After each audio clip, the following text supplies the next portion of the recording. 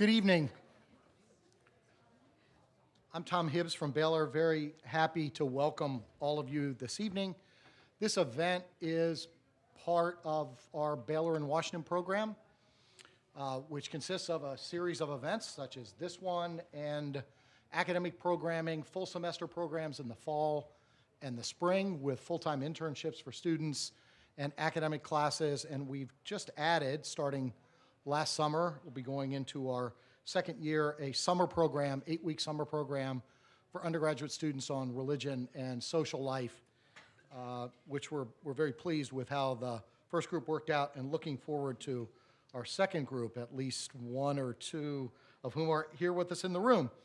For all of these events and for all of our programming, we rely upon a local team, and I want to thank Alicia Rolsma, Beth Butler, and Molly Moore. Let's thank them for all the work.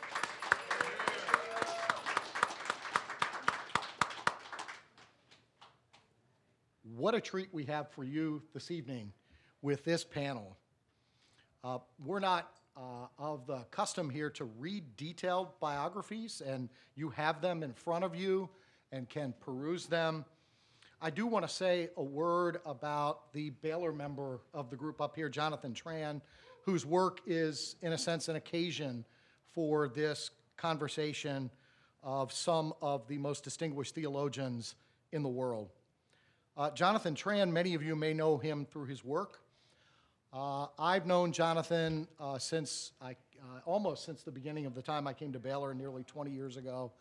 And I can honestly say that he may not be the best colleague I've ever had, but there is none better. There may be some ties in there, but there has been none better. Jonathan is a remarkable person in many ways, and he combines things in his work and in his life that have fallen apart in the contemporary university. He's a great scholar who also happens to be a devoted teacher of both graduate and undergraduate students. He's also someone who is now in administration. He's an associate dean, and in that capacity, he does remarkable work building projects within Baylor. He's also someone who is able to build the institution while simultaneously being critical of some of its deficiencies. He and I had the occasion to work together for a number of years when I was dean of the Honors College. He and his family lived in the Honors Residential College. No one that I have worked with at Baylor has been better at identifying needs. Sometimes these are obvious crises that need to be taken care of. Jonathan is the most adept person I've ever worked with at identifying gifts of students, faculty, and staff, and then figuring out how to put those students, faculty, and staff in a position where they can flourish. I've watched him do this, and it builds up communities within Baylor in a remarkable way. Thank you, Jonathan, for your work at Baylor. We could not have better panelists for this discussion. Sarah Coakley from Cambridge, now living here with us in the DC area. Vincent Lloyd from Villanova. We just had Vincent at Baylor. Happy to have you back with us here tonight in Washington, D.C. And to moderate our panel, Matt Anderson, who is the Associate Director of Baylor in Washington, and our great good fortune this fall, he's joined us in our honors program as a tenure-track faculty member. Please join me in welcoming these three as I hand it over to Matt.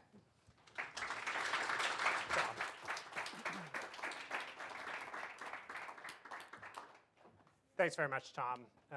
Delighted to be here tonight. Looking forward to this conversation. If you've been to a Baylor in Washington event before, you know that one of the things that we love to do most is find our way into constructive dissonance or constructive friction within our panels. We don't shy away from hard topics and sometimes disagreement within those hard topics as long as it remains constructive. And I can't think of three people who I'm more excited to learn from than all of you.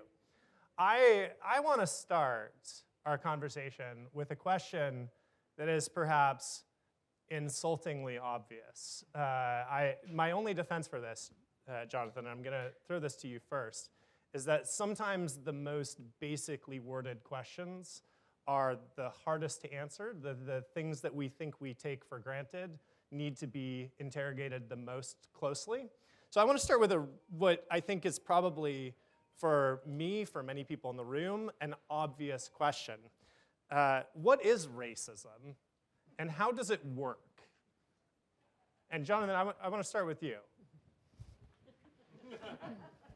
Well, it's a fantastic question, and the second part of the question, how does it work, for me, gets at the entirety of the issue.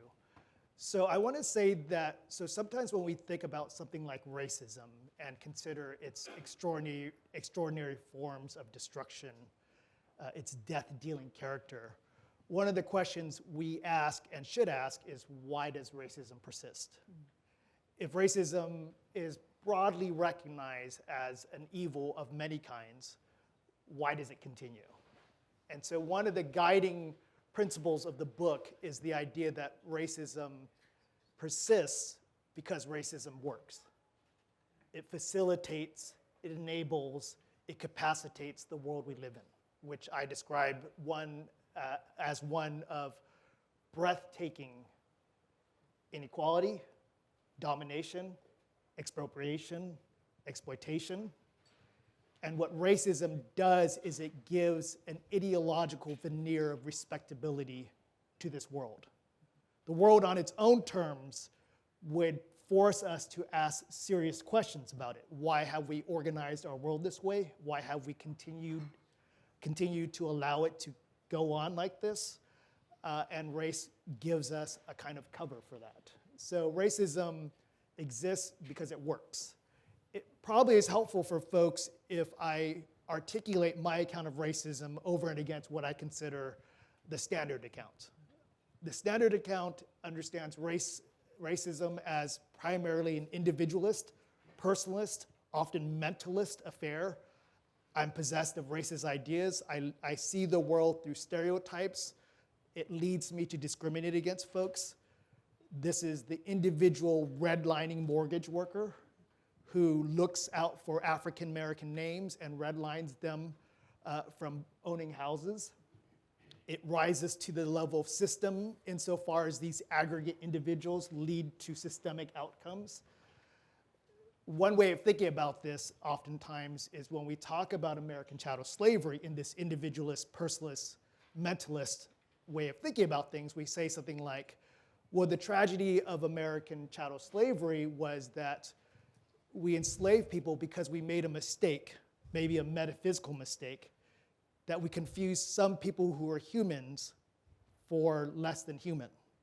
And so American chattel slavery issued out of a metaphysical or category error. I think that has it almost entirely backwards. The tragedy of American slavery isn't that we made a metaphysical mistake. We confused those who were human for less than human and acted accordingly. The tragedy of American chattel slavery is that we treated as less than human those who we could not fail to know were human, and that we had an entire structure and system that facilitated that ad infinitum. So in my account of racism, then the story I just told about the standard account is almost entirely going in the other direction. Racism isn't something that is first individual and then sometimes rises to the level of structure, systems, institution. It is entirely structural, systemic, institutional, and it produces because it needs diseased racial imaginations. And so the relationship between individuals and systems is much more fluid.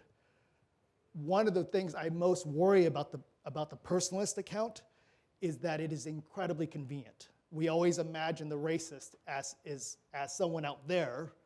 Then the point of anti-racism is to create enough strategies to identify that person, get them to out themselves as a racist, and then we get to educate them or say push them to the margins of polite society. Rather, racism, in the account I'm trying to offer, there's a lot of us involved in it. And these are systems where oftentimes it's not driven by, say, an intentionality or a mindset that seeks to harm, say, people of color. Rather, we do because it's very natural to lean into those structures that do so. Racism is often and very powerfully a matter of convenience.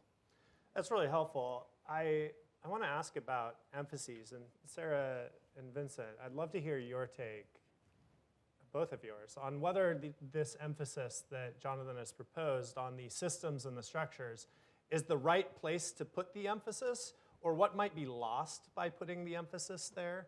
I note, Jonathan, you said entirely systemic and structural, which is a strong claim. What's both of your takes on that? Oh, please. Well, this is where Jonathan and I differ a little bit. And I love the fact that we have reached constructive fiction within the first 5 minutes. but with extraordinary English politesse.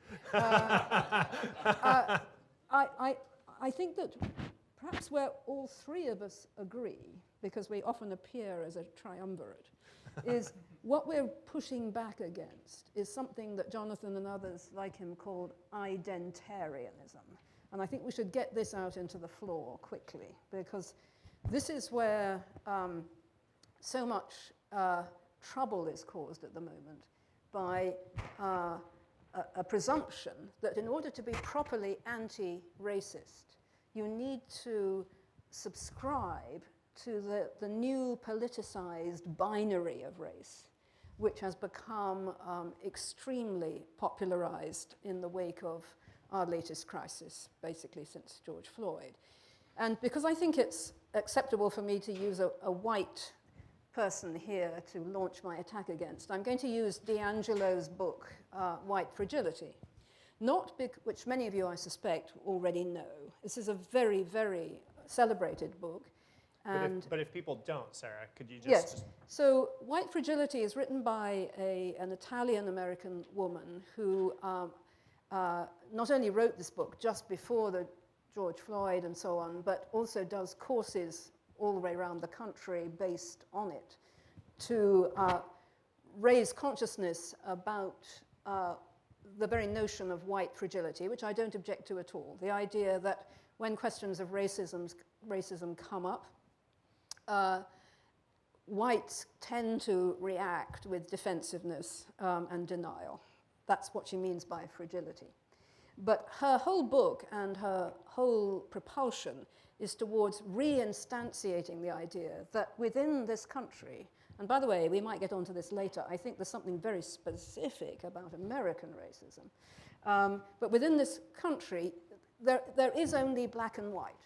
And if you think you're something else, like Jonathan might, you're wrong, because actually, if you are in any kind of subordinate relation to the white, then you count as black.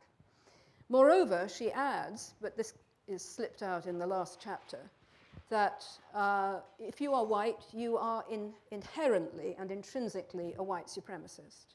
And therefore, the point of this training is to do exactly what Jonathan was talking about, to sort of out your conceptuality, your ideology, your mentalist presumptions about race as a construction and about racism, and in a way to put the white person in a position of shame. And from that position of shame to insist that actually silence is the only thing that's appropriate in this context. So now, this book is a wonderful manifestation, I think, of the new identarianism. That is, that what our identity is essentially given in our race, however that's conceived. There are no other variants. You know, it doesn't matter whether you're upper middle class or dirt poor, because Jonathan is drawing attention in the neo-Marxist mode to those factors as more fundamental. Nor does it matter even what you say about what you think you are. But this is the state of affairs. And this, of course, is splitting us politically. Now, if identarianism is the problem, what are the alternatives? And I, as a Christian theologian, am particularly interested in drawing attention to rethinking what is the relationships between theological thinking and racism. Because it is through theological thinking in this country that we have justified racism right from the start. That's been part of our explicit ideological justification, where the economic factors have been more hidden. But also, I would want to argue, it's through our theological commitments that we have some possibility of overcoming this stuckness in identitarianism. So the only place where I differ a bit from Jonathan is that he has a very strong line that, sounding very much like a neo-Marxist at this point, but he does ultimately differentiate himself from that, that it's economic factors that are fundamental to our American racism, but largely hidden in plain sight. And he then subordinates issues of personal prejudice, ideology, upbringing, and so on and so forth. I am disinclined to make a disjunction between those two because I think they hold together so strongly and are so interrelated. But I do agree with him that the identitarian emphasis on simply focusing on what is kind of pinned to your forehead as an identity is very, very misleading and also leads to further, as it were, stuck binaries between us rather than any possible Christian transformation. Yeah, that's good. That's very helpful. Vincent, do you want to? Sure. First, thanks so much for having me. It's always a pleasure to be in conversation with Jonathan and Sarah, occasioned by Jonathan's wonderful book. And this space in National Press Club has a special role in my sort of intellectual formation. When I was in middle school and high school, on public radio once a week, they would have an hour of a lecture from the National Press Club from some leading intellectual, and that was, I think, the first time I was hearing like an hour-long lecture and. What intellectual discourse in the center, I grew up in Minnesota, what intellectual discourse in the sort of centers of the coastal world sounded like. I tried to find it, and apparently they discontinued it in 2005, but feel We're very keeping old. it alive. Yes, yeah. But and thanks for those reflections, Jonathan and Sarah. I mean, I think, so I teach in an Augustinian Catholic institution, and we all have different sorts of relationships to Augustine, this great North African saint and religious figure and thinker. At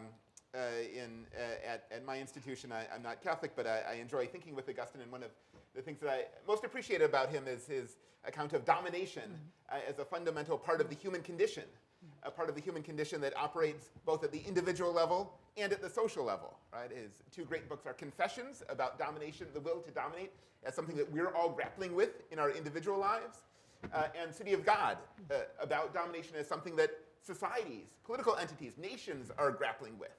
And to read those two together is to think about how the individual and the nation, are both caught in the same dynamics, right? The same dynamics, which are theological dynamics, which are about turning away from the good, the true, and the beautiful, that are being caught up in the desire to be self-sufficient, the desire to be in control of ourselves and of others, to rule, right? And thinking about domination as mastery, right? Where the paradigm of mastery is something that we know from U.S. history, right? The experience of slavery in the U.S., the Middle Passage, right? That's domination in its purest form, right? If we want to know about domination, as we need to, right, to explore ourselves, to explore the world, and then we can turn to U.S. history there, and think about how that articulates at the individual level and at the collective level, even after the laws authorizing slavery ended, right? To make slavery plausible, you needed more than laws, right? You needed to shape how people think, how people feel, how people reason, how people live together. And all of that persists even after the laws authorizing slavery end. And so, I mean, I think that's all to more or less agree with what's been said before, but I think that's sort of one side of this conversation. The other side in constructing a kind of alternative to the identitarian politics of race that Jonathan and Sarah were pointing to, is to think about, what does it mean to speak about Black experience when it's not based on an identity, but in my understanding, based on a tradition, right? That Black experience is something that draws on the wisdom of generations grappling with where elders and community members and those in the past and exemplary figures like Frederick Douglass and Anna Julia Cooper and Ida B. Wells and many others and Martin Luther King have gotten things right and where they've gotten things wrong, right? And where we can find hope and where we can gain an appreciation for the tragic nature of the world. Right? So I think on the one hand, this account of domination is really important for thinking about race, and on the other hand, the sense of racial communities as traditions, not just identities, seems really important. Mm-hmm. Yeah, that's really interesting. I mean, clearly one of the central themes here is how do individuals relate to systems and structures. I think for me, it's really hard getting my head around what it means to think about systems and structures first with respect to sort of racism and how we understand it, just because the prevailing paradigm of I'm an individual, I have racist thoughts, right? It's so prevalent, right? Like it's such a comprehensive framework. That's how we're taught how we're taught to think about racism, really from childhood. And so I wonder, Jonathan, could you help us understand concretely the case of the Middle Passage, Vincent, that you bring up? I think that's one where we all really recognize, we know what social domination looks like in that sort of case. It's very easy to see how you have an economic system that depends upon these people coming across. I wonder if you could contemporize that a little bit for us to try to help us understand what does it actually explain? What does the systems first account explain that the identitarian view, thinking about race in terms of my identity, that it struggles to explain? Yeah, so I don't think I've offered an account that denies the individual. I'm not sure what it would even mean to deny the individual. The question to me is, how does the individual factor in? What are the causal lines? And I think your question about concrete examples is an important one, so let me offer two. And both of these two push against the dominant idea that the seed and seat of racism are these racist intentions, ideas, presuppositions that kind of have outcomes in the world. So let me start then with housing inequality. So in one famous example, which is the one I began with, you have the racist redliner. And she's going through looking because she is driven by ill intent, driven also by a prejudicial view against, say, certain people of color. And she's trying to redline them out. That suggests... And can you just say, just in case people don't know, redlining? Redlining is a mortgage, it's part of the mortgage industry. When we apply for mortgage loans from banks, there's an application, and a redlining is, I'm not going to give this person a loan because, she's Black or she's Asian or what have you. That account, again, it has a systemic picture in it. The individual red lines, it rises to levels of aggregate outcomes that then has effects on the entire housing industry. But again, notice the story begins with the individual mindset. Whereas many studies actually show that redlining in US history proved redundant. Why? Because there are social factors at play that make the redliner continuous with a whole system that has to do with local forms of disempowerment. It has to do with how wealth outstrips work in most cases. It has to do with, say, rental gaps, how zoning, permitting works. These have racial effects. They disproportionately affect some because of others, because these are structural realities. Disproportion is a structural claim. But it isn't driven by the individual. In other words, think through the counterfactual. You could have a non-racist mortgage agent and still have systems of inequality that go on for generations and generations. Let me give you another example. So in the book, I tell this story about Asian Americans. In the first half of the book, I talk about how Asian Americans have participated and Asian American Christians have participated in forms of what I call racial capitalism. In the second half of the book, I try to offer a different account. In the first account of how they participate in racism is by participating in these kinds of markets that exist between, say, black and white spaces, where I describe them as exploiting systems of inequality. In almost no case is it driven by a kind of prevailing anti-blackness that drives them to do it. Rather, what happens is they find exploitable markets, what I call aftermarkets of chattel slavery, that avail political economic opportunity. They may not even know the history that they're stepping in. Very oftentimes, they don't begin with a kind of persistent anti-blackness. It's that participating in the system requires an anti-black mentality to justify what's happening.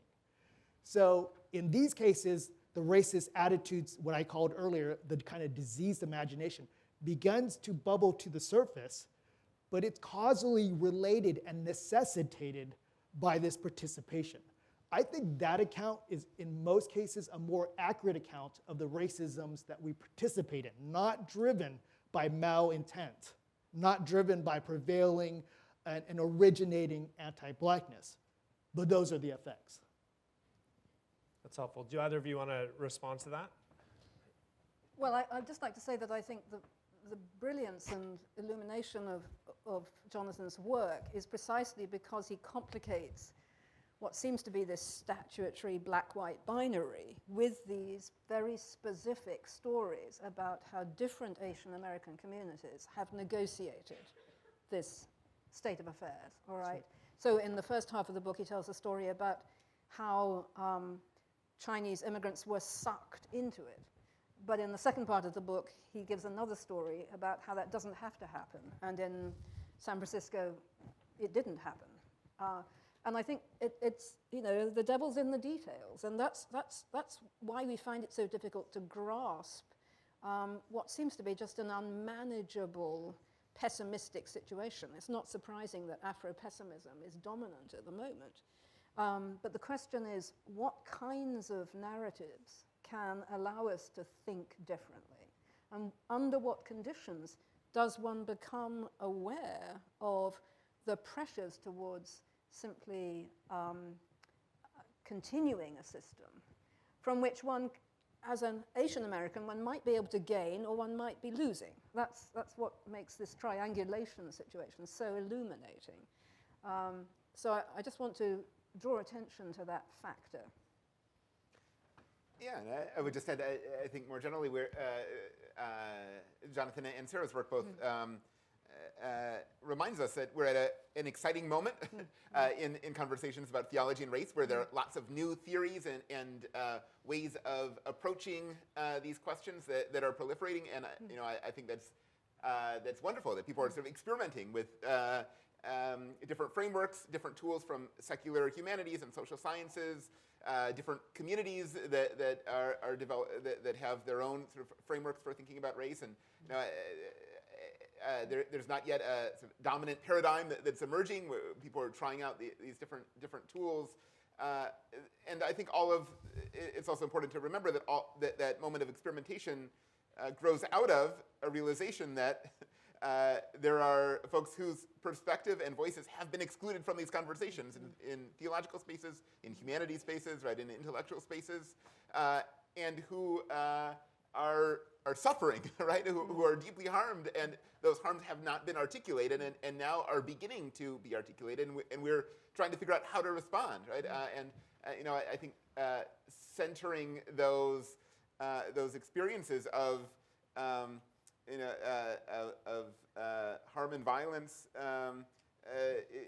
is where to start, and you know, we can sort of experiment with, you know, what does it look like when we talk about individuals as causes? What does it look like when we talk about this system as a cause? But we need to keep returning to, you know, those spaces of exclusion, and you know, as we get sort of as we are tempted to get lost in the details of this or that theory, sort of, go back and listen to what's being said in those spaces of exclusion. That's interesting, Vincent. I mean, in invoking experience in this sort of context is obviously appropriate, but it's very interesting because much of what Jonathan is saying is that in one respect, the individual's experience, what they're thinking, the intentions, et cetera, is actually not the primary thing. So it's just an interesting juxtaposition to then have the experience of people be the kind of gateway into reflecting about that, the role of systems effectively, right? Yeah, so I don't think experience is a transparent thing, right? In the same way that the meaning of a work of art is not transparent. In the same way that the meaning of prayer is not like one doesn't one sort of turns to a space, right, and meditates with those who are and listens to and contributes to those who are suffering in various ways, right?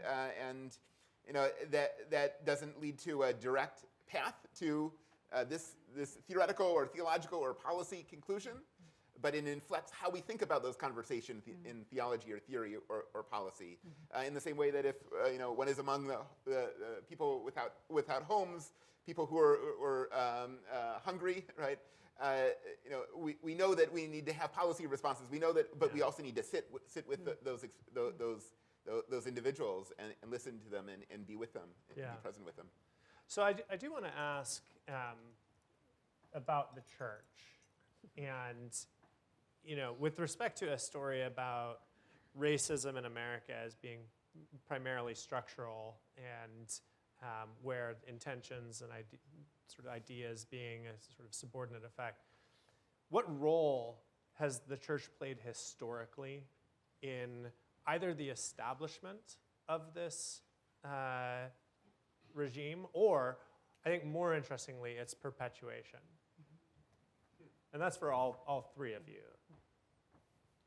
If I could, let me say something just quickly about the Asian American part. Absolutely. So Sarah really nailed it on the head in terms of how I understand the conceptualization of these matters through Asian American. It is a triangulation. And so I try to imagine Asian Americans as a kind of conceptual miner's canary in the conversation about race in America. That is, where they ended up, which is usually not simply marginalized, but doubly marginalized. Marginalized first by racism and then marginalized by anti-racism.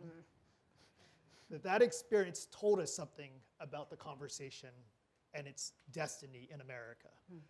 That one of the things I try to push hard on is the idea is that the black-white binary, the white-black binary, is not an accidental feature of the conversation. It is a necessary feature of the conversation. I think those of us that are neither black nor white keep on hoping that we're going to find a place into the conversation. That as if the conversation were really one about diversity or difference, when in fact it's a conversation about differentiation and stratification. And so we're necessarily pushed to the margins. We necessarily don't count.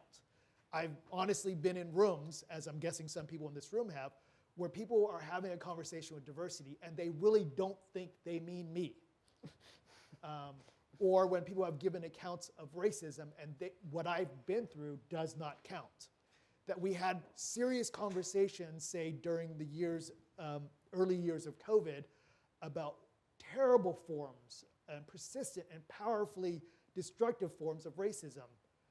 But the onslaught of violence against Asian Americans that took place, that were recorded in the thousands, somehow existed in a parallel universe. And so I wanted to think what's happening there, because just to be clear, the point isn't to decenter conversations about anti-blackness or to decenter conversations about things that are critically important in our common life and common history. But I want to ask, how do we have the conversation that doesn't make it an either or? That the presence of someone like me in the conversation isn't seen as a threat to the conversation. That was critically important to me.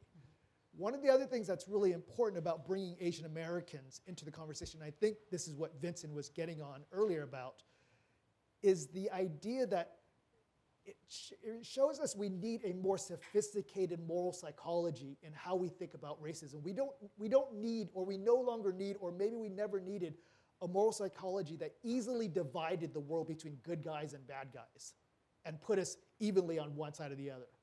That part of what the history of Asian Americans as both perpetuators of racism, beneficiaries, perpetrators, and victims throughout their 200-year history in this country gives us a sense of the moral complications of the story that we live in. Right? So that was critically important to figure out how that is.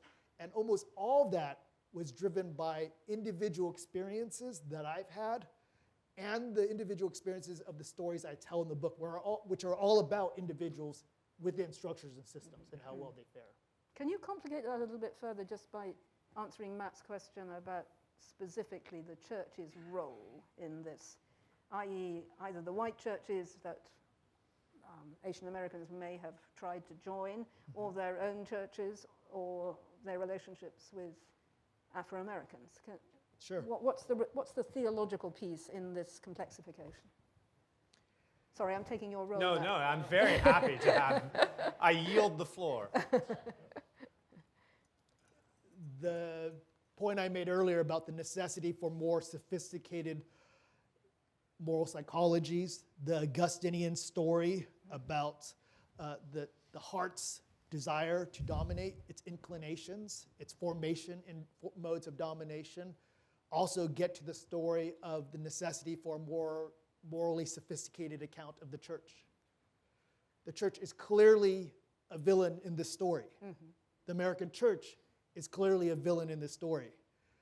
The best that the church can do at this moment is come to terms and acknowledge that. Wendell Berry has a wonderful book called The Hidden Wound, where he says that white Americans, and I think he means white American Christians, suffer two wounds, persistent wounds, after their enactment of American chattel slavery. One, they both committed it, which means a moral wound that they carry going forward, and they want to pretend they didn't do it. So the acknowledgement alone is critically important. We need to acknowledge the role of the church in America as a villain in the story of American racism. And we can spend the rest of our lives doing that, and that will be a life well spent. But it also is the case, and this is the moral sophistication, it is also the case that it is not simply a villain in the story. I admit that I say that mostly as a statement of faith, that I don't want it to be. And that is funded by a theological grammar that says something like, it's not simply a villain in the story because God won't let it be just a villain in the story. That God is not done with the church even though it has made itself a villain. And so I'm hungry for stories that help us acknowledge the racism and complicity, and I'm equally hungry for the stories of church people, of Christians, struggling mighty for forms of freedom, liberation, dignity, and the church gives us both. And the presence of Asian Americans is both versions of the story, multiple forms of inhabitation, occupancy, vocation within churches that makes them villainous, but also capacitates room for virtue. Can I add something to that now? Please, yeah. So I'm writing a book about sin and racism. And this is actually an admixture that I think is being curiously neglected at the moment in our political disjunctions. It's particularly neglected in my own, I'm a Church of England clergy person, but here I'm Episcopalian. And Episcopalians don't like talking about sin. Sorry, this is probably a room full of Baptists, so people haven't noticed this. So they don't like talking about sin in the first place, but when it comes to racism, They really want, white Episcopalians really love self-flagellating. This is the new thing to do. And this self-flagellation is not the same thing as repentance. And that's why their enthusiastic endorsement of D'Angelo's white fragility, which I just use as a symbol again, is very, very deeply worrying to me theologically.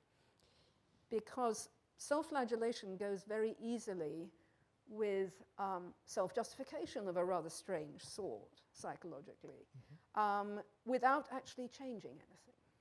So for me, the first and most important point is to go back to the question of what sin is, which, of course, there's never been any agreement about this in the Christian tradition. There was no council of the church on what sin is. We have councils about Christology and Trinity, but not about sin.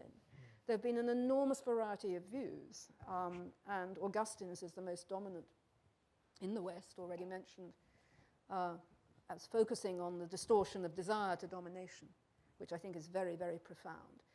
So we need to do this work about sin instead of opting for some kind of secular, spurious alternative, which is about beating ourselves up. And it's not that white people shouldn't be beating themselves up, but that's not, it seems to me, where it should stop. There has to be very sophisticated historical work to show, for instance, that racism in this country was always justified theologically. First, it was justified through Genesis 9 in order to justify slavery as part of the original vision.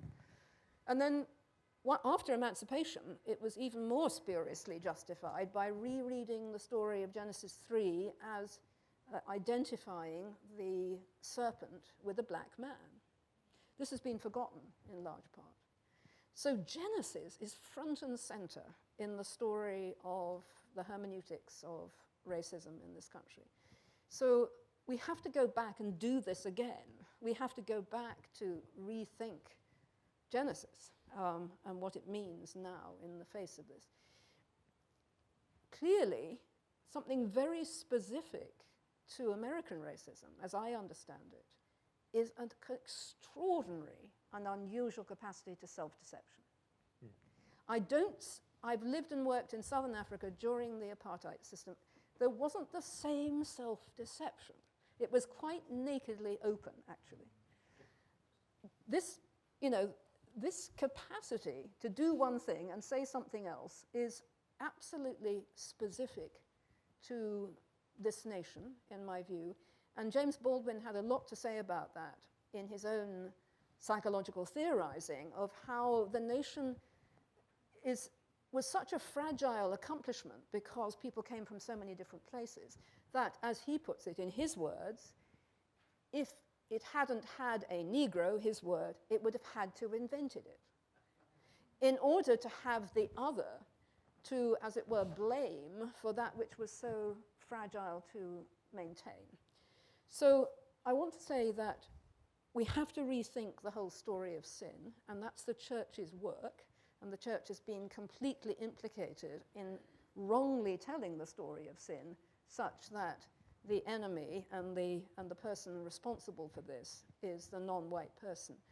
But we also have to avoid the opposite problem spiritually of simply getting stuck in self-blame, which itself doesn't allow for any spiritual transformation.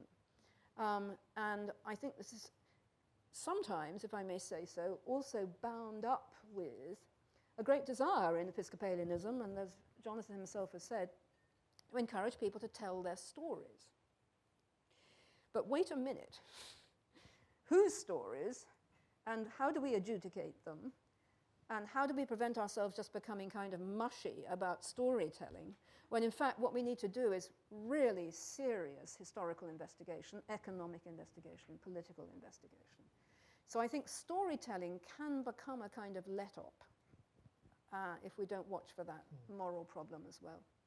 Sorry, that was a bit lengthy. Yeah, so I think I'm probably more optimistic than Jonathan is here about You're very optimistic. churches. Yes, and I was sitting here reflecting on why I might be more optimistic than Jonathan, and I think it has to do with how we understand church.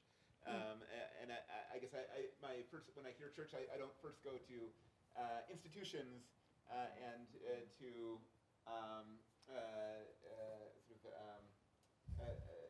structures of authority, but I think about Jesus followers who are pursuing truth and goodness and beauty and doing that in the face of persecution and in the face of forces of domination, and gathering together, figuring out what it means to be a Jesus follower in that context.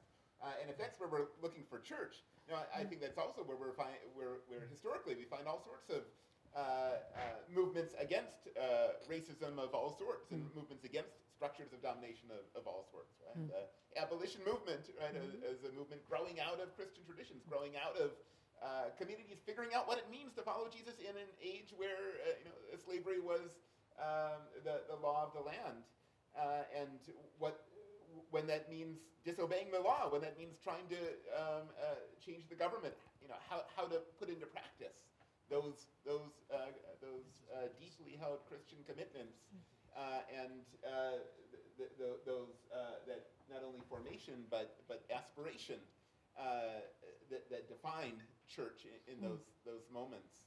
And so, it seems like we always have to be thinking both about the sort of structures and institutions, but also about sort of what's insurgent, what's coming up from the bottom when we're thinking about church, but also when we're Is this microphone not working? when we're thinking about the sort of antinomies of the racism conversations today, right? I think we can get fixated on when bureaucrats get anti-racism wrong, right? And forget about all the wonderful community organizing that's happening around specific racist policies and practices and individuals that communities are facing in this neighborhood or that neighborhood. So I think, being able to move between those structures and institutions that are always problematic, right? And that insurgent energy, which is often life-giving, is important. Yeah, I really like thank you, Vincent, for that, because bringing the systems and structures of the church to the forefront seems like a necessary piece if what we're talking about with respect to racism is a kind of systems-forward account of racism, right? Where what the problem is not necessarily, it is a problem to have people be thinking these things, but if that's the only problem of racism, we're missing these systems and the structures. And I think one question would be, like, when you think about the church and the church's role, are there limits to what the church can do with respect to systems and structures of racism? So that would be one question. And if there aren't limits, what sort of theological resources does the church have to create alternate communities that would be signs of contradiction, to use that term, for the types of racist systems and structures that you've described? The structure and system that the church lives or tries to live into, that it embodies in its faithfulness, is the deep economy of God. This is a reality that claims that justice and mercy are natural to the world because they are natural to God. And the world reflects God in a deep way, coursing through the world at the deepest levels of incarnation and creation are God's justice and mercy. The church is that which leans into that, and that its acts and relationships say to its neighbors, and say some of the things that Vincent described, is the belief trained through its liturgies, through its communities, through its practices, through its relationships, of believing that what the scripture describes as this divine economy, in the early church, what was often referred to as the gospel, is something that is real, more real than anything else. That the problem with racism and racial capitalism is that they seem like the ontological ground, the metaphysical horizon of all there is, such that our only practice as Christians, as church folks, is to resist. Whereas I want to say the primary key of Christian theology, of political activism in the church is not first resistance, it is proclamation. It is proclamation of this divine economy that is lived out in the church's being Eucharistic presence to the world, of God saying something like, this is my body given for you, take and eat.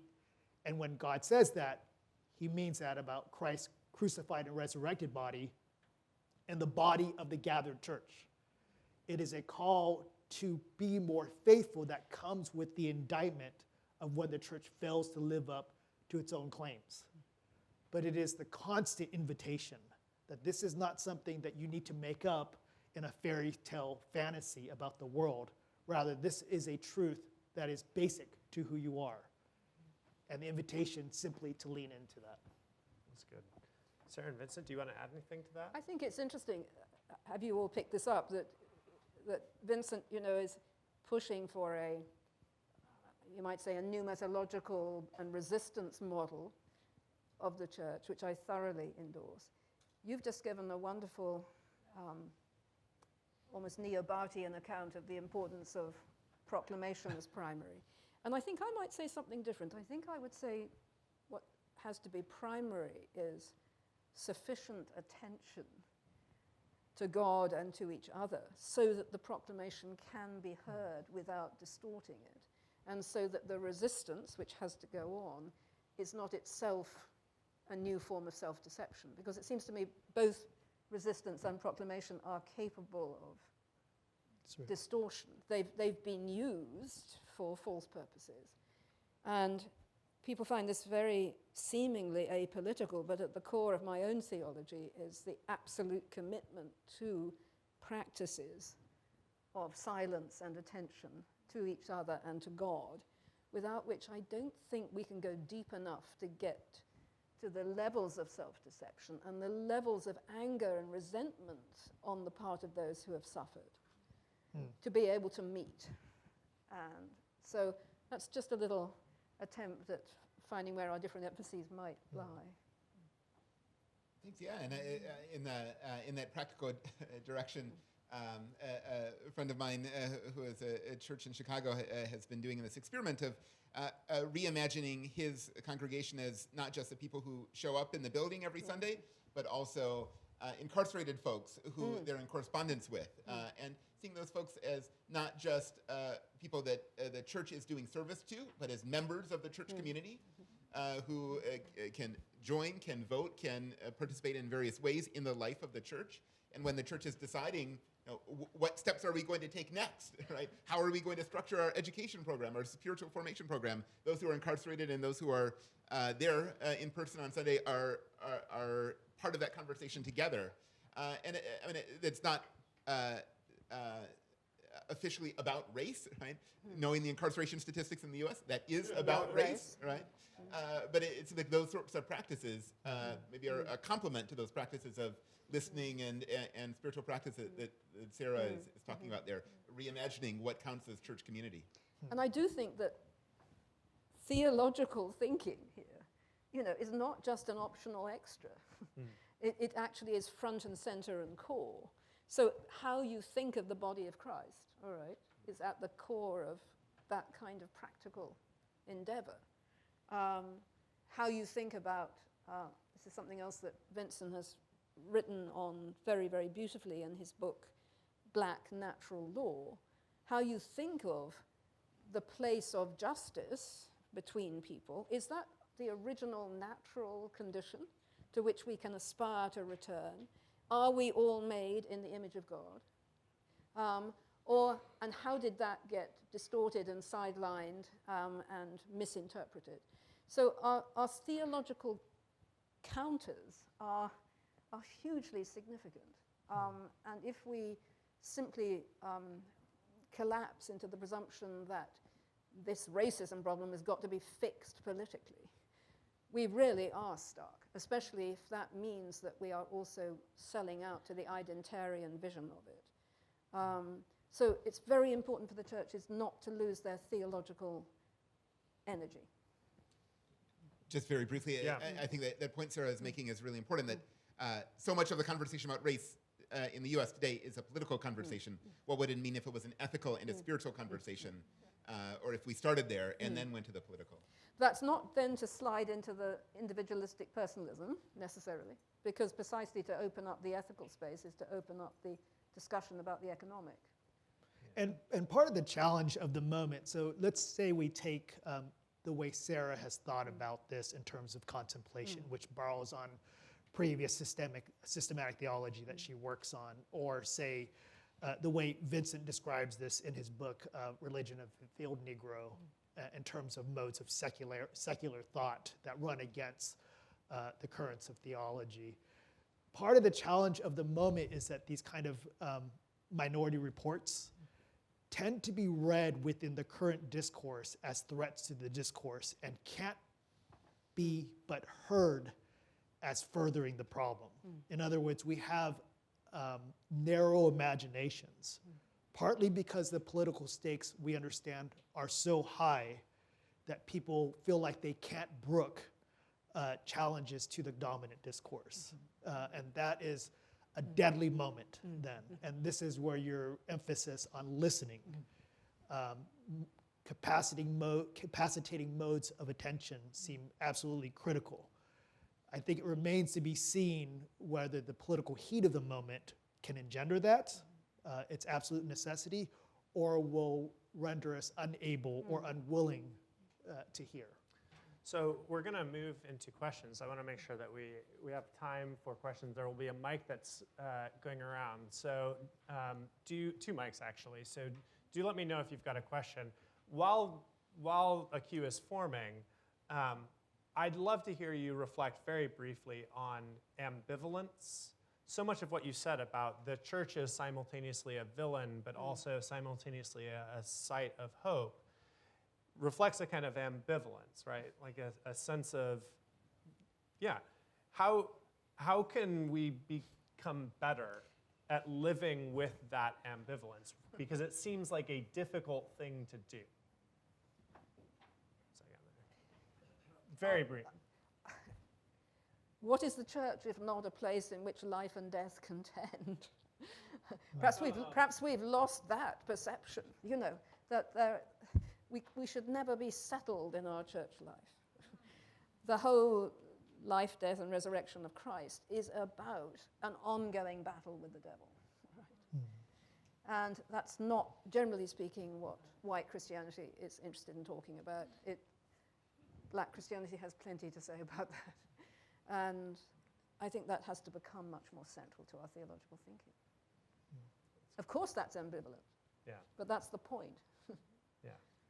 Vincent, do you want to add on that? Sure. So I think in addition to what Sarah's saying about sort of theological ambivalence, I think sometimes ambivalence can stand in for differentiation, right? That there are sites and time, spaces and times for introspection and grappling with the complexities of tradition, and there are spaces and time for action and mobilization and experimentation, and being able to differentiate those different spaces and times seems really important and like something that we're not very good at these days at all. Yeah, that's great. All right, so we have a few questions. So we'll start here. I've got a number of hands in the queue. Good, so we'll begin here.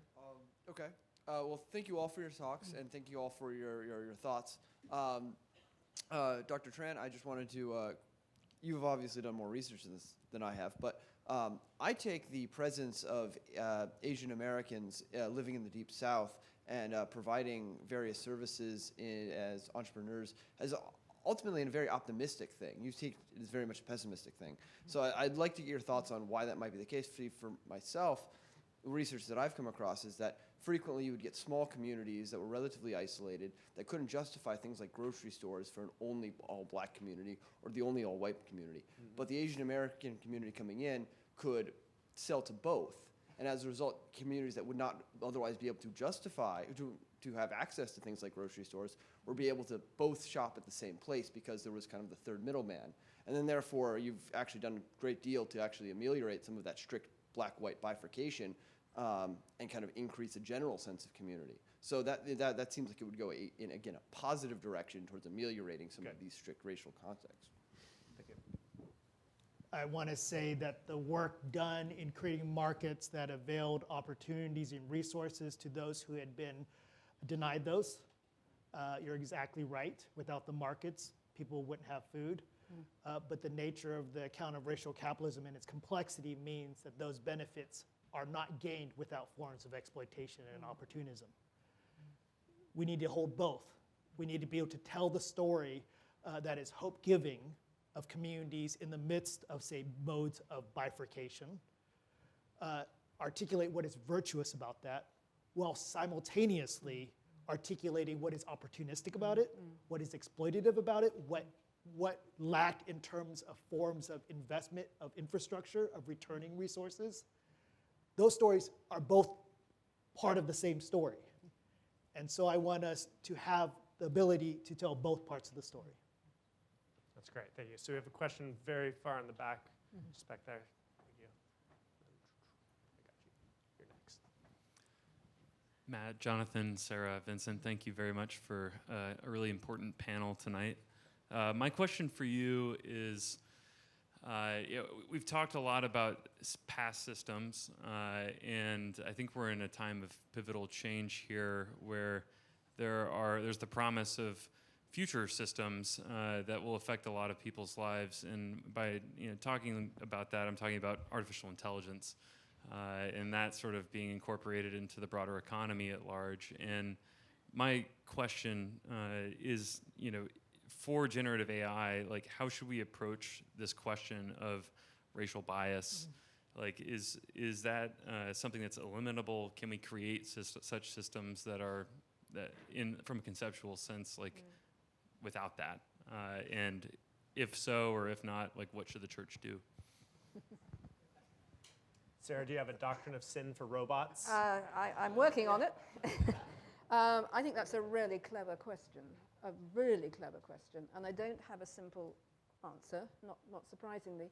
But I think we've got to be extremely careful here that we don't let AI just become something that is supposedly non-racialized, all right, and actually is yet another way of re-instantiating racial divisions. And so at the moment, I don't think there's much consciousness about that problem. I mean, there are lots of other worries about the ethical issues relating to AI, some of which are a bit fantastical in my view so far, because I think virtue will always be an embodied undertaking. That is my view.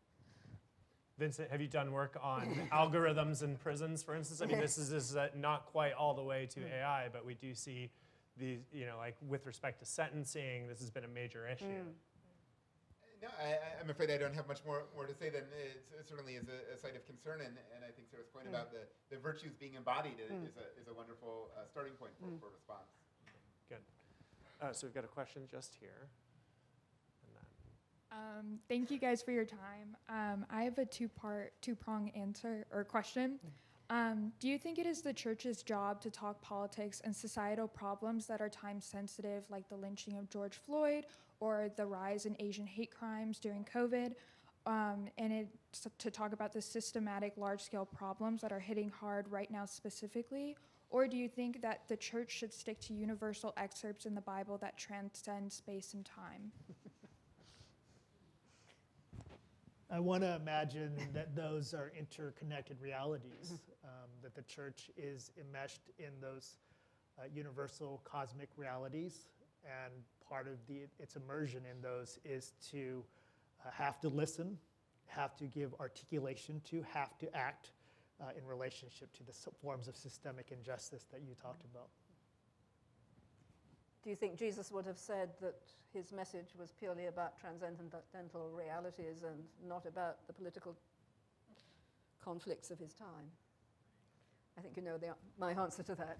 But I also know what you're after, about the dangers of, at least I assume you're after, the dangers of actually reducing our church life to a set of political slogans, which is a particular temptation of my own church, I think, in this country, and one that I resist all the time for reasons I've already stated, that I think if we lose our serious moral, spiritual, theological heft, then we can't adequately respond to with a distinctive voice precisely to the political issues that confront us. And what we've been discussing tonight, I think, has been precisely about that. Good. So we have a lot of questions in the queue. So we've got one just down here, and I see you there. So the lady in pink. If you would, just wait for a microphone to come to you. Yeah, we're almost there. There we are. Thank you. I'd like to ask you about how the culture of ableism in terms of capitalism.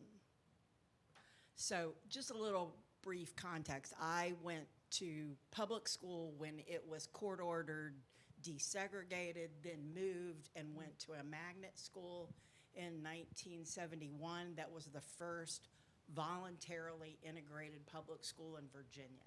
So I had different ideas. But I've seen systemically in the last 50 years how ableism translated into what I call AP schmap has turned public education into a vehicle of institutional racism based on perceived abilities and perceived outcomes. What are your thoughts? At the end of the book, the last kind of sets of reviewers, friends of mine that I asked to look at the book and how to improve it were disability scholars and theologians. Because it seemed to me that they laid bare the systemic nature of racism, that the forms of ableism often running through even anti-racist modes of practice and discourse simply brought to the surface how deeply structural and systemic and profit-driven ableism tied to forms of meritocracy, of what you're able to produce, your body as labor or the production of labor, that disability studies and theologians were all up in these realities, and that they had much to offer from, say, a different site of the conversation for how we might think about these things. So I think this comment is right on. Good. So we're going to go just to here and then back over there. Thank you. I also want to thank you guys for coming in. I have a quick question. So I agree with systematic racism, and I think that the biggest victim is our educational system, especially in America, and it starts in that. So I wanted to know, as teachers, faculty members, how does that extend to our public and our private sectors within the educational system, coming to redlining, especially in the public districts? They don't have the same allocated resources. It's not distributed. And then in the private, oftentimes people aren't able to afford it. It's usually skewed towards the white population. So I just want to hear your thoughts on that. Vincent, I feel like that's a question that's... No, I feel like this is a bit above my pay grade, right. So just speaking in my role of abstraction, I know it does strike me that in many as someone in the sort of, Christian ethics world, looking at reform projects, they in many of our social institutions that need dramatic change, they often tend to start with the bureaucratic and the technical and the sort of sweeping and the top-down, where the expertise is in local communities, where the needs are best known, and the way of directing resources to those needs is, it's sort of easiest to direct resources to those needs. So that's all sort of speaking in abstract terms to your great question, right? So there are big, high-level structural issues that need to be addressed here, right, around school funding and how it's distributed, the statewide and national level. But there's also a deeper concern, which is sort of ethical and spiritual instead of political, right? In terms of what are we doing with education? What are our goals with education? What are the values that go into how we're structuring our public education system? And having those sorts of conversations, I think we should be having those sorts of conversations among among the families that are sending their kids to school in a neighborhood, rather than sort of accepting from a state government or federal government or even school district-wide level, what a set of values which are concealed as just a kind of objective outcomes. That's great. Anything to add? Well, I think this question really gets to the force of Avery's question earlier, which I thought Sarah really captured well, which is when we think about systems, say education or say healthcare. I haven't said much about healthcare. But Yeah, that's right. These things are so entangled, aren't they? Right. And I think the temptation you named, and I think the way Avery put it, gets us to this, that there's a way of entering into and participating in these kinds of fights, struggles towards liberation, freedom, redistribution, so on and so forth, that can offer a kind of key that may miss some of the most critical elements of the conversation. And so how do we kind of put these two in relationship? I think these are practically very difficult questions. So let's say you live in a neighborhood where in living in the neighborhood, you see the pretty drastic realities of how education is worked out per zoning, per property, per kind of histories of kind of generational inequality, et cetera, et cetera. Well, what do? Do you go and participate in the school board meeting and kind of, ask policymakers to change? Do you do that for a while and then it strikes you that that is going to get you not very far? Meanwhile, generations of the kids in your local neighborhood are not getting access to education. Do you start a private school? Or do you have a long haul investment in public policy around education? I think that's, at least in terms of the kind of ethnographic work I did in interviewing a lot of people in these communities, it was very difficult tensions like that. And I think this is kind of then gets to the force of kind of Avery's point. Which key are we speaking in? What does it mean to participate in these various spaces? What are ways, I think Vincent's getting at this, what are the ways that there's kind of productive tensions exactly at the intersection of these sets of questions? But again, it's not the case, as your book shows, that churches are empty-handed in Right. these discussions. In fact, they can be extraordinarily powerful interveners. That's right. That's great. Thank you. Jack. Hello, my name is Jack Waters. I'm a divinity student for Anglican Holy Orders. I've tried to write this question down like 3 different ways, and none has quite satisfied me. So this is mostly for you, Dr. Tran. The Anglo-American legal system has kind of the 1,300 years of accumulated inheritance, going back to arguably Alfred the Great, and if not earlier. And that if what you are saying is correct, that the church has been exercising the libido dominandi for at least since the 1400s, and perhaps in other senses before. I don't know if you have a theory of medieval history. It seems to compromise almost the entire American legal system and Anglo-American legal system. I'm interested in if you see the American legal system as actually offering solutions for justice at this point, or whether because it's compromised, it's no longer a vehicle that can be used. Maybe in other words, is a greater threat to the American church today the student of Frere and Fanon, or Blackstone and Richard Hooker?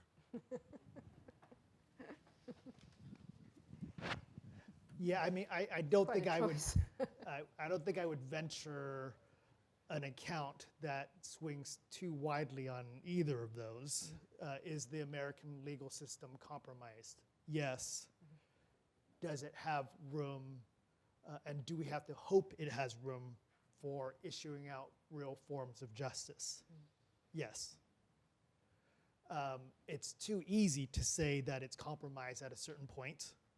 Entirely compromised, it can issue no good outcomes. Just like it's too easy to say that given the long tradition of it, means that it will issue out in good outcomes as well. Those are mixed reality. These are all intermixed realities, whether it be justice, systems of justice, American history of jurisprudence, whether it be education, whether it be the church. These are intermingled realities. Good. We've got time for just a couple more questions. So I see one here. we may have more hands than we have time for, so. Thank you. Hi, my name is Mitchell. I am obviously interested in the whole panel, but I'll just ask you, Jonathan, what are some of the most identifiable theological or scriptural justifications for capitalist economy that you see today? And what are your readings of those scriptures or theologies? I think this traffics in the same question about, say, the American legal system or the Anglophone legal system. So capitalism is, on the one hand, an extraordinary generator of wealth, of technological efficiency and productivity. It has in its spread wealth to places in the world that probably would not have it and likely would not have it except for the expanse of capital across the globe. It also has left a trail of utter destruction. How do we hold and think through both of these realities? Theologically, there are readings of capitalism that I think are quite accurate, that it borrows on not simply problematic notions, but heretical ones. The notion, for example, that concepts put us in constant competition with one another, that views creation as something that is scarce and therefore needs to be battled over, that puts us in a kind of dog-eat-dog social world. So are there possibilities that capital can be more than that? Well, in the second half of the book, I tell the story of a for-profit software company that is a capitalist enterprise, but also is tied to what I called earlier the deep economy of the church's divine economy, and imagines its resources as things to be, in some sense, repented of, because they are the outcomes of systems of privilege, but they are also things to be redistributed. And so this software company, Dayspring Partners, makes money through the software company that it then uses to redistribute in a local community and neighborhood for things like education, local financing, housing. And so capitalism is like many of these things, most of these things, I guess all of these things, a mixed bag. But I do want American Christians to recognize the deep compromises that are part of this. I think this earlier question about the aftermarkets in the Delta are all good examples of how they lean on and presume, without question, standing inequalities. That even in the generation of wealth, that is always the case. But then acknowledging it and seeing if we can push out different outcomes. Yeah, this is really good. Question back there.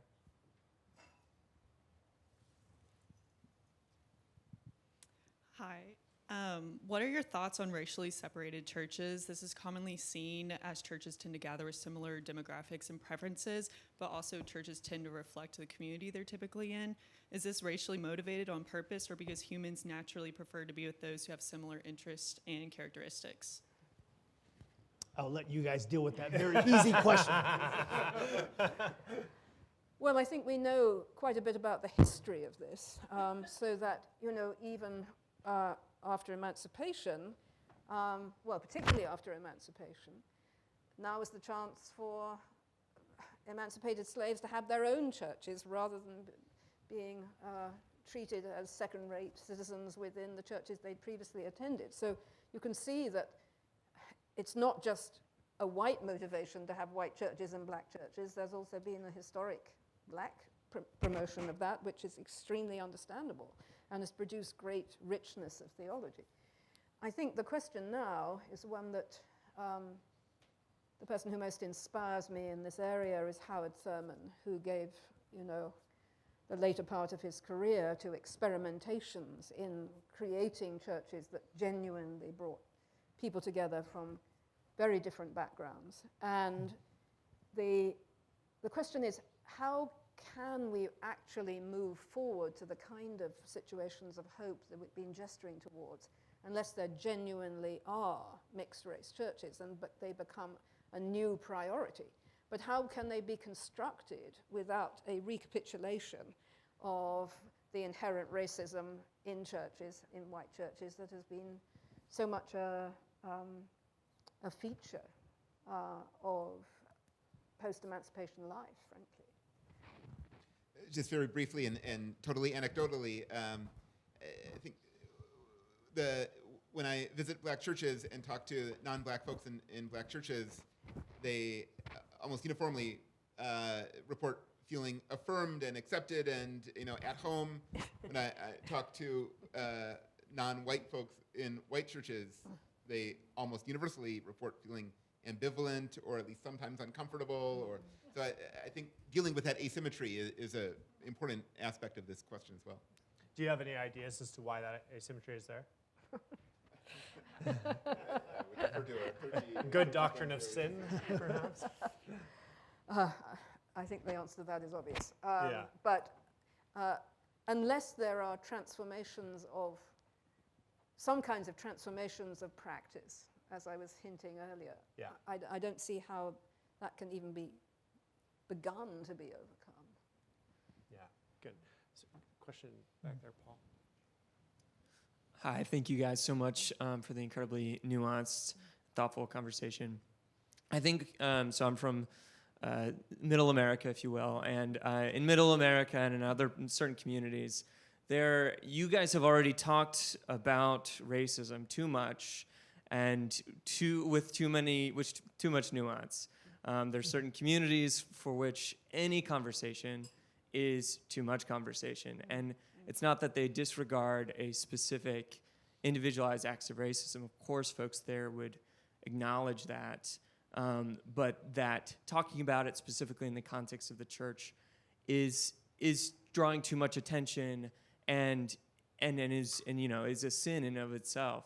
They really dismiss this out of hand. So setting that up and finding that we find ourselves in these spaces, how are we to challenge when there's a certain school of thought that really just wants to shut down the conversation as soon as you want to challenge folks? Even, I think, Dr. Coakley, you really had a good challenge for us to consider the individualized personal devotion to God and silence and a practice of introspection as a thing to tackle self-deception. I think that was brilliant. And so how can we challenge both by example and within the communities that are incredibly resistant to some of the things you guys are having to say? Well, Sarah said some of this. I'm equally worried about the churches that are overly verbose about it. In the wrong way. In the exercise of perpetual forms of white guilt. That we keep on thinking that that's going to drum up a kind of activity, but it's idle speech. It may be as idle as the ones you worry about. But I think morally we do want to say that there are certain modes of life that it's not a matter of arguing with, of getting them to further think like we think. It is going to be, as you said at the end of your question, by way of examples that says there is another life possible. And the invitation that that's always going to be for folks. Sarah, I think there's no way forward without extraordinary discomfort and learning to live spiritually with mutual discomfort in small groups of people who are willing to do this for the sake of the future. And that's asking a lot of everybody involved, particularly those who have in the past been disempowered. But I think it's very important to underscore, in the light of what you've kindly said, that there's nothing individualized about silence. Mutual silence is one of the most powerful, transformative, disturbing, and political things that you can do together without talking too much, if at all. It's very interesting. I want to close with one final question. But before I do that, tonight's conversation has been just extraordinary. I'm very grateful for all of you, for your contributions, for your work, for your thoughts on this. I do want to say at Baylor, we love these sorts of conversations, and we love hosting them. It wouldn't be possible for us to do this, though, without the help of a lot of others. And so I do want to give a special thanks to those who have partnered with us for tonight's conversation, which includes Vincenzo and Villanova Center for Political Theology, who are doing great work on some of these questions. Here in DC, the Church of Ascension and St. Agnes, for their support. Father Dominic is, I think, here. So thank you to you.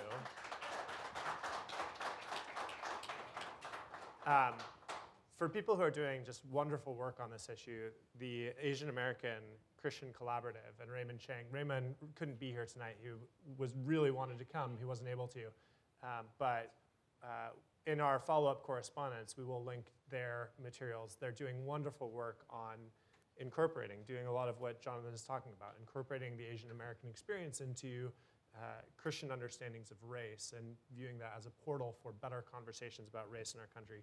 And then I also do want to thank another one of my bosses. I have a lot of bosses at Baylor.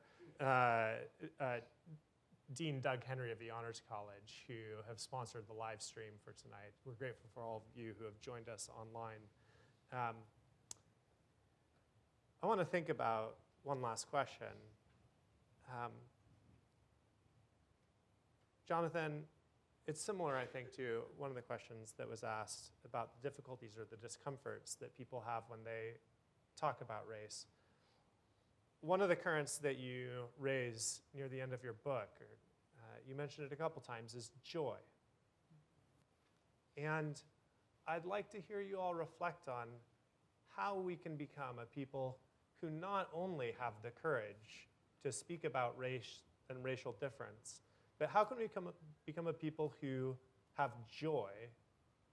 And is it possible without forgiveness or mercy or something like that? To pick up a theme that we explored here at Baylor in Washington in the spring. How can the church, contribute to a sense of joy with respect to racial difference and mercy in this country?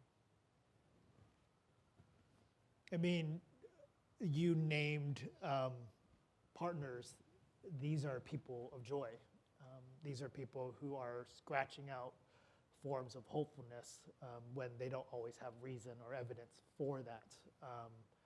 I mean, one question people have asked me as I've kind of talked a lot about this book nationally is they ask, well, how does a historically Baptist Christian university in the South tolerate a person that talks a lot about Marxism? My sense is that the university, and Dean Henry certainly embodies this, imagines the world of abundance, of joy, they have capacious imaginations, that they can think that these things are not simply off-putting, but can mutually cohere and give voice and depth to one another. And so what Ray is doing with the Asian American Christian Collaboration, the church that's sponsoring our work here tonight, Baylor in Washington, these are places of joy. And I think the joy is expressed in extending themselves precisely in conversations that are not comfortable. This is not simply a conversation about racism that is clearly uncomfortable. This is a panel of folks who question the way we talk about racism, which is double discomfort. And how do you do that? My guess is that joy has a lot to do with it, that these don't come as threats because we can ask some of the very brilliant questions, penetrating questions here as a way of exercising a common life, that we think the stakes are both high and not at all, because there's something beyond us that capacitates this form of abundant thinking. Joy is by definition something that we can't manufacture. There is no Pelagian joy. It surprises us like grace. And so I don't think we can have a strategy on this as such. But I think when joy comes, it is a gift. And it comes in the most unexpected, we're surprised by it, the most unexpected circumstances. And I have known joy of a unique kind in the past, sitting in a jail in Boston, silently praying with a group of young black men. And what could be more surprising than that? Because the resistance and the unexpected ecstasy of such an event was so extraordinary. So I think we mustn't give up on it, but we can't catch and hold it.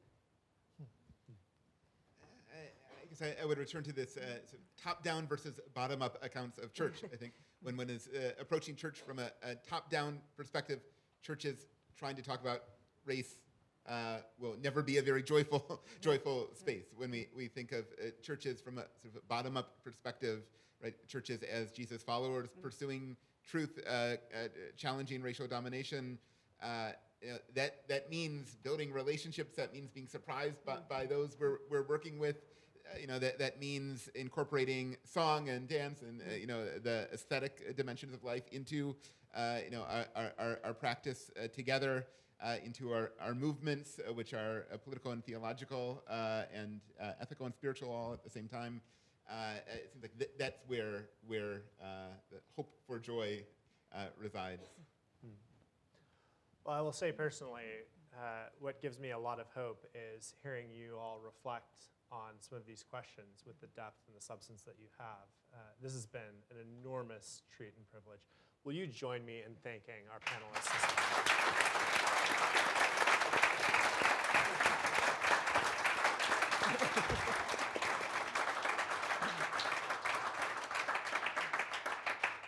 I will name one other source of joy as well, which is all of you. You had many other options tonight, including some very prominent political options that might have kept your attention. But you chose the higher way, and we are very grateful for you and for your time and for your attention. We hope that you will stay connected with us here at Baylor in Washington.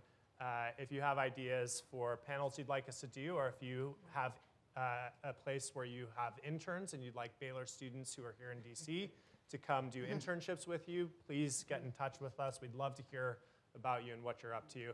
Thank you very much for coming tonight. This has been great.